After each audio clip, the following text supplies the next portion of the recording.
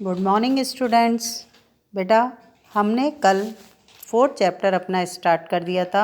मुग़ल साम्राज्य से रिलेटिव ये हमारा चैप्टर है। इस चैप्टर के अंतर्गत हमारे द्वारा 2 पेजों का अध्ययन कर लिया गया था।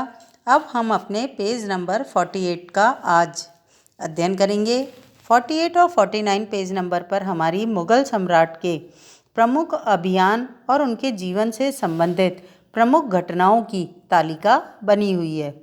जो भी हमारे प्रमुख मुग़ल साम्राज्य के शासक थे, जिनके अंतर्गत संस्थापक बाबर, उनके पुत्र हुमायूं, फिर हुमायूं का पुत्र अकबर, अकबर का पुत्र जहांगीर, जहांगीर का पुत्र शाहजहाँ और शाहजहाँ का पुत्र औरंगजेब, इन सब के अंतर्गत हम मुग़ल साम्राज्य का अध्ययन करेंगे और इन मुग़ल सम्राटों के जीवन की प्रमुख घटनाओं का अध्ययन कर रहे हैं इस तालिका के अंतर्गत। सबसे पहले हमारे इस तालिका के अंदर क्या दिया हुआ है? बाबर। बाबर का शासनकाल दे रखा है। मतलब भारत के अंदर मुग़ल साम्राज्य का जो संस्थापक बाबर था, उसका टाइम पीरियड भारत में क्या था? 1526 से 1530 तक इन्होंने शासन किया था। फिर 1530 में दिल्ली की एक लाइब्रेरी से उतरते हुए इनका पैर स्लिप हो गया और इस कई सीढ़ियों से लुढ़क गए और इनकी मृत्यु हो गई थी। फिर इसके बाद दे रखा है 1526 ईस्वी में जब ये भारत आए थे दिल्ली, तो इन्होंने पानीपत के मैदान में इब्राहिम लोदी और उनके अफ़गान समर्थकों को हराया था। मतलब पानीपत का जो युद्ध हुआ था 1526 के अंदर बाबर और इब्राहिम लोदी के मध्य हुआ था। 1527 ईस्वी में खानवा का युद्ध हुआ था। खानवा का युद्ध किस किस के मध्य हुआ था? राणा सांगा, जो राजपूत राजाओं का समर्थक था, राजपूत राजाओं का समर्थक था, उसको हराया गया था बाबर के द्वारा खानवा के युद्ध में 1527 में। पानीपत का युद्ध 1526 में, खानवा का युद्ध 1527 में। पहला जो युद्ध था पानीपत का, उसमें इब्राहिम लोदी को हराया था और खानवा के युद्ध के अंदर उसने राणा सांगा को हराया था। 1528 में उसने चंदेरी में राजपूतों को हराया था और अपनी मृत्यु से पहले दिल्ली और आगरा में मुग़ल नियंत्रण को स्थापित कर दिया था। मतलब एक तरह से बाबर ने ही मुग़ल साम्राज्य की स्थापना का कार्य किया था। दूसरे नंबर पर हमारे इनके जो 4 पुत्र थे, उनमें जो शासक बना था मुग़ल साम्राज्य का, वो हुमायूं बना था। लेकिन हुमायूं ने क्या करा था? उत्तराधिकार के नियम के अंतर्गत अपने पिता की छोड़े गए सारे प्रांतों को अपने भाइयों में बराबर बराबर से बांट दिया था। पढ़ें बेटा। यहाँ पर हमारे हुमायूं का जो टाइम पीरियड था 1530 से 1540 तक इसने दिल्ली में शासन किया था और फिर अफ़गानों शेरशाह सूरी के द्वारा इसको हटा दिया गया था चौसा के युद्ध में हराकर। फिर 1555 में फिर से इसने अफ़गानों को या शेरशाह सूरी को परास्त किया और 2 साल ही शासन किया था। 1555 से 1556 ईस्वी के मध्य ही इसका शासनकाल यहाँ पर रहा था। पढ़ें इसमें। हुमायूं ने अपने पिता की वसीयत के अनुसार जायदाद का बंटवारा कर दिया। प्रत्येक भाई को एक प्रांत मिला। उसके भाई मिर्ज़ा कामरान जो था वो इसका भाई था और उसकी महत्वाकांक्षाओं के कारण हुमायूं अपने अफ़गान प्रतिद्वंदियों के सामने फीका पड़ गया था। अफ़गान प्रतिद्वंदियों में मुख्य रूप से कौन था? शेर खान ने हुमायूं को 2 बार हराया था। 1539 में चौसा के युद्ध में, चौसा का युद्ध बच्चों अपने इतिहास में बहुत ही महत्वपूर्ण है 1539 का, और 1540 में कन्नौज के मैदान में। इन पराजयों ने उसे ईरान की ओर भागने के लिए बाध्य कर दिया था। किसको? हुमायूं को। फिर ईरान में हुमायूं ने सफ़ाविद शाह की मदद ली। उसने 1555 में दिल्ली पर पुनः कब्जा कर लिया, परंतु उससे अगले ही वर्ष इस इमारत में एक दुर्घटना में उसकी मृत्यु हो गई थी। फिर आते हैं आपके अकबर। 1556 ईस्वी में हुमायूं की मृत्यु के बाद अकबर का शासन स्थापित हुआ था। अकबर का नाम से आप जानते ही हो, अकबर एक महान शासक रहा है मुग़ल साम्राज्य के लिए उसने ही भारत में मुग़ल साम्राज्य की सीमाओं का विस्तार किया था और उसने राजपूतों के साथ सहयोग की नीति, प्रतिद्वंदिता को समाप्त करके उसने सहयोग की नीति अपनाई और उन्हें ऊंचे ऊंचे पदों पर बिठाकर अपने अधीन किया था। पढ़े हम अकबर के बारे में। और देखो इसका टाइम पीरियड दे रखा है 1556 से 1605 तक का इसका टाइम पीरियड था। 13 वर्ष की अल्प आयु में अकबर सम्राट बन गया था। उसके शासनकाल को 3 अवधियों में विभाजित किया जा सकता है। पहली अवधि जो थी उसकी 1556 से 1570 के मध्य अकबर अपने संरक्षक बैराम है बेटा, बैरम खान नहीं है ये, बैराम खान है, और अपने घरेलू कर्मचारियों से स्वतंत्र हो गया था। मतलब 1556 में वो जब 13 वर्ष की उम्र में शासक बना था तो उसका जो संरक्षक था बैराम खां, वो उसके अनुसार ही पूरी शासन व्यवस्था को चलाता था। और 70 तक आते आते उसने बैराम खां से मुक्ति पा ली थी, या उसे ये एहसास हो गया था, वो इतना वयस्क हो चुका था अकबर कि उसने उससे मुक्त होने में अपनी भलाई समझी थी।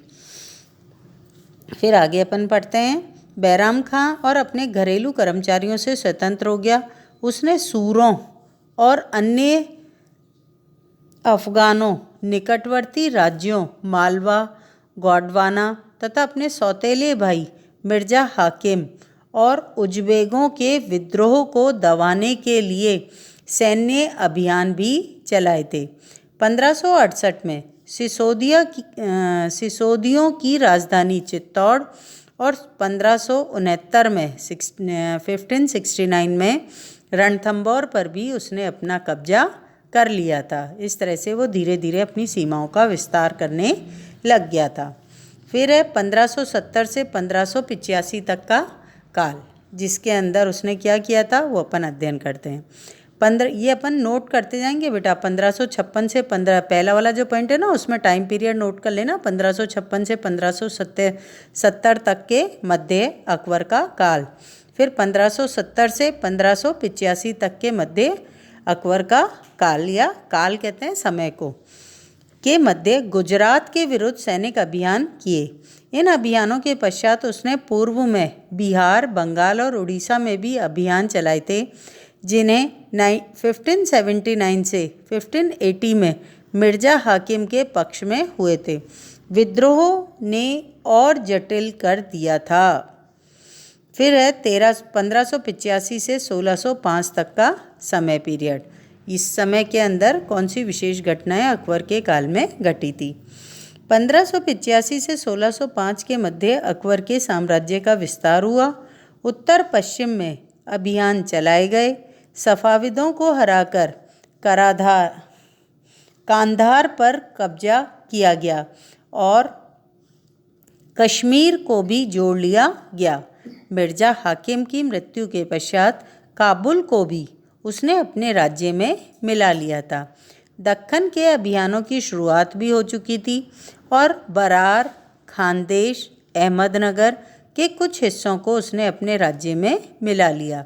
अपने शासन के अंतिम वर्षों में अकबर की सत्ता राजकुमार सलीम के विद्रोह के कारण लड़खड़ा गई थी। यही सलीम आगे चलकर सम्राट जहांगीर कहलाया था। अकबर का ये जो बेटा था सलीम, इसे ही हम जहांगीर के नाम से जानते हैं। 1605 के बाद जहांगीर शासक बन गया था। अब इसके शासनकाल को हम पढ़ रहे हैं। जहांगीर, यह आपके पेज नंबर 49 पर दिया हुआ मिल जाएगा बेटा। जहांगीर के अंतर्गत जहांगीर ने अकबर के सैन्य अभियानों को आगे बढ़ाया। मेवाड़ के सिसोदिया शासक अमर सिंह ने मुगलों की सेवा को स्वीकार की। इसके बाद सिखों, अहोमों और अहमदनगर के खिलाफ भी अभियान चलाए गए, जो पूर्णतः सफल नहीं हुए थे। जहांगीर के शासन के अंतिम वर्षों में राजकुमार खुर्रम, जो बाद में सम्राट शाहजहाँ कहलाया था, ने विद्रोह कर दिया। मतलब ये अकबर के काल से ही परंपरा चल गई थी कि राजकुमार जो थे गद्दी को प्राप्त करने के लिए विद्रोह करने लग गए थे। सलीम ने किया पहले, जो जहांगीर के नाम से फेमस हुआ शासक बनने के बाद, और फिर जहांगीर का पुत्र जो खुर्रम था, जो शाहजहाँ के नाम से फेमस हुआ था, उसने भी अपने पिता के खिलाफ अंतिम समय में विद्रोह कर दिया था। जो बाद में सम्राट शाहजहाँ कहलाता ने विद्रोह कर दिया। जहांगीर की पत्नी नूरजहाँ ने शाहजहाँ को हाशिए पर धकेलने के कई प्रयास किए जो असफल रहे थे। अब हम शाहजहाँ को पढ़ रहे हैं बेटा। इसका शासनकाल 1627 से 1658 तक का रहा था। दक्खन में शाहजहाँ के अभियान जारी रहे, मतलब दक्षिण भारत के अंदर शाहजहाँ ने अपने सैनिक अभियान जारी रखे थे। अफगान अभिजात खान और जहान लोदी ने विद्रोह किया था और वह पराजित हुआ था। अहमदनगर के विरुद्ध अभियान हुआ जिसमें बुंदेलों की हार हुई थी और ओरछा पर कब्जा कर लिया गया था मुगल शासक शाहजहाँ के द्वारा। उत्तर पश्चिम हम कहें तो हमारे राजस्थान के इस साइड में, गुजरात की साइड में, उत्तर पश्चिम में बल्ख पर कब्जा करने के लिए उज्बेकों के विरुद्ध अभियान हुआ जो असफल रहा। परिणाम स्वरूप कांधार सफाविदों के हाथ में चला गया। 1632 में अंततः अहमदनगर को मुगलों के राज्य में मिला लिया गया और बीजापुर की सेनाओं ने सुलह के लिए निवेदन किया। 1657 से 1658 में शाहजहाँ के पुत्रों के बीच में उत्तराधिकार को लेकर झगड़े शुरू हो गए थे। इसमें औरंगजेब की विजय हुई थी और दारा जो था ये शाहजहाँ का सबसे योग्य पुत्र था जिसे वह अपनी गद्दी पर बैठाना चाहता था, लेकिन वास्तव में जब उत्तराधिकारी के लिए युद्ध हुए तो उसके अंदर औरंगजेब की विजय हुई थी। दारा शिकोह समेत अन्य उसके तीनों भाइयों की मौत के घाट उतार दिया। शाहजहाँ को उसकी शेष जिंदगी के लिए आगरा में कैद कर दिया गया था। अब हम बेटा पढ़ रहे हैं औरंगजेब को। औरंगजेब जो था ना उसका शासनकाल बहुत लंबा चला था। 1658 से लेकर 1707 तक का जो काल था वो औरंगजेब का रहा था। और ये जो मुग़ल साम्राज्य के पतन के दिखाई देने लगा था ना, वो औरंगजेब की नीतियों के कारण ही मुग़ल साम्राज्य पतन की ओर बढ़ चला था। और दूसरी चीज़, मुग़ल साम्राज्य के पतन का मुख्य कारण इसके अयोग्य उत्तराधिकारी भी थे। फिर उत्तराधिकारियों में विरासत के लिए लड़ाई भी होती थी। तो ये सब कुछ ऐसी प्रमुख बातें थी जिसने मुग़ल साम्राज्य का पतन कर दिया था। लेकिन इन सब का अध्ययन करने से पहले अपन इस तालिका में दिए हुए औरंगजेब की विशेष बातों का अध्ययन करेंगे बेटा। 1663 ईस्वी में उत्तर पूर्व का जो इलाका होता है ना बेटा, अपने क्या कहते हैं, नेपाल, पश्चिम बंगाल, आसाम, इस साइड में जब अपन जाते हैं ना तो ये अपना उत्तर पूर्व है। 1663 में उत्तर पूर्व में अहोमों की पराजय हुई, परंतु उन्होंने 1680 में पुनः विद्रोह कर दिया था। उत्तर पश्चिम में यूसुफजई और सिखों के विरुद्ध अभियान को अस्थायी सफलता मिली थी। मारवाड़ के राठौड़ राजपूतों ने मुगलों के खिलाफ विद्रोह कर दिया था। मतलब चारों तरफ से विद्रोह के आवाज़ें उठने लग गई थी औरंगजेब के काल में। इसका कारण था कि उसकी आंतरिक राजनीति और उत्तराधिकार के मसलों पर मुगलों का हस्तक्षेप। मराठा सरदार शिवाजी के विरुद्ध मुगल अभियान आरंभ में सफल रहे थे। मराठा सरदार जो शिवाजी थे ना, उन्होंने भी मुगल साम्राज्य औरंगजेब के खिलाफ विद्रोह कर दिया था और मराठाओं को एक शक्ति प्रदान की थी शिवाजी के नेतृत्व।